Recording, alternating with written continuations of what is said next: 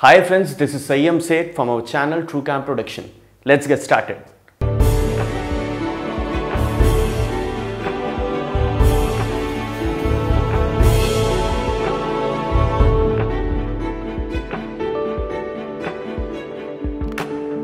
आज हम लोग बात करने वाले हैं 3 basic tools of acting. If you want to be an actor, आपको इन 3 चीज़ों के बारे में बहुत बेसिक सी चीज़ें हैं और इनके बारे में नॉलेज होनी चाहिए, बिकॉज ये एक्टिंग की नींव है।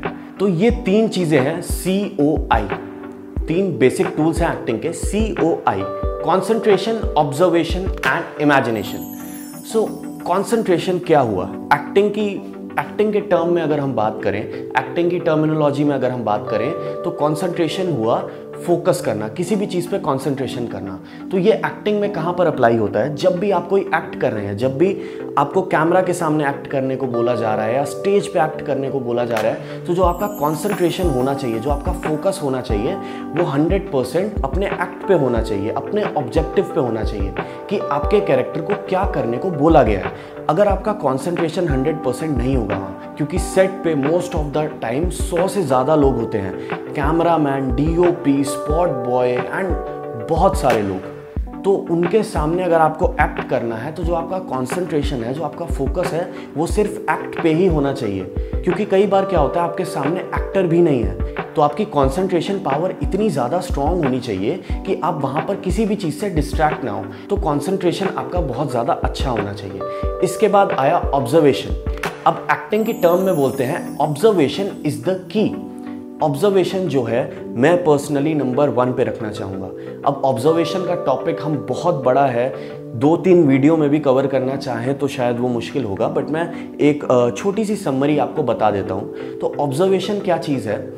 किसी भी चीज़ को ऑब्जर्व करना। अब एक एक्टर के लिए ऑब्जर्वेशन सबसे मेन चीज़ होती है, बिकॉज किसी भी कैरेक्टर को अगर आपको परफॉर्म करना है, कोई अगर चोर का कैरेक्टर है, कोई अगर पुलिस वाले का कैरेक्टर है, तो उसको आपको ऑब्जर्व करना पड़ेगा कि वो कैसे चल रहा है, वो कैसे बात कर रहा है, उसके हाथों के जेस्चर्स कैसे रहते हैं, उसका आई मूवमेंट क्या रहता है, उसके बैक ऑफ माइंड में क्या चलता रहता है। ये सारी चीज़ें आपको ऑब्जर्व करनी पड़ेंगी और वो सब चीज़ें ऑब्जर्व करके आपको अप्लाई करनी पड़ेंगी। और वो अप्लाई आप कैसे करेंगे?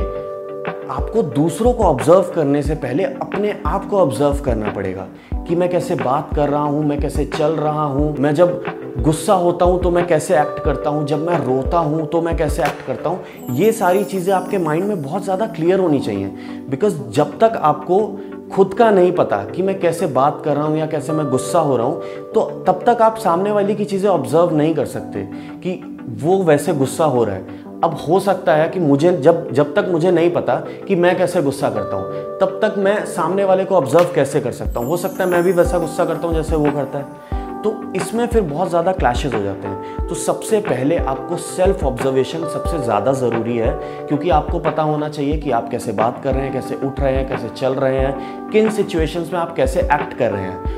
उसके बाद आपको सामने ऑब्जर्व करना है। कोई भी अगर आपको कैरेक्टर दिया जाता है, अभी डायलॉग तो छोटे छोटे बच्चों को भी अगर आप स्क्रिप्ट दे देंगे, वो याद करके बोल लेंगे, बट एक एक्टर का जो काम है, उस चीज़ को कितना रियलिस्टिकली वो सामने परफॉर्म करें। तो रियलिस्टिकली तभी आएगा जब आप उस कैरेक्टर को ऑब्जर्व करेंगे, उस कैरेक्टर की तरह आप बात करेंगे, उस कैरेक्टर की तरह आप सोचेंगे।